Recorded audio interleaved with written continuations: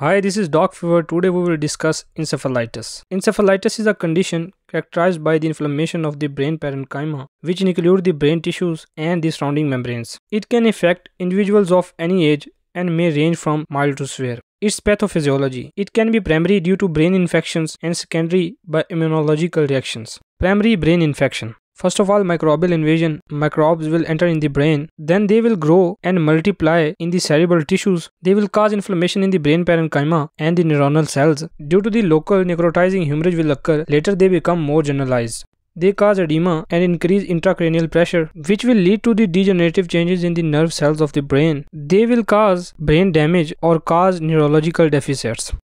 Secondary, it is due to the immunological reaction in which body immune system mistakenly attack on its own tissues, like anti-NMDA receptor encephalitis.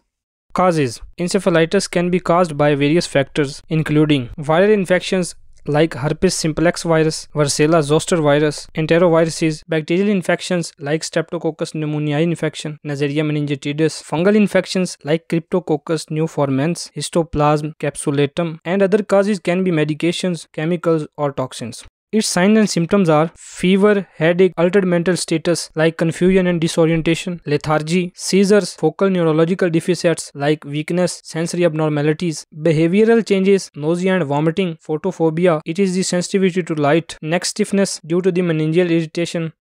Diagnosis: CBC, in which WBCs will elevated, C-reactive protein will elevated, and the elevations of ESR, erythrocyte sedimentation rate. CSF by lumbar puncture, elevated protein levels due to breakdown of blood-brain barrier and leakage of proteins into the CSF. Glucose, usually normal in the viral encephalitis, may be slightly decreased in the bacterial encephalitis. Neurological imaging, CT scan and MRI, and EEG electroencephalography. Treatment: sportive treatment by IV fluids, oxygen therapy, antiviral medication such as acyclovir for viral encephalitis, antibiotics such as ceftriaxone or vancomycin for bacterial encephalitis, antifungal drugs like amphotericin B used for the fungal encephalitis, and also use the corticosteroids to reduce the inflammation.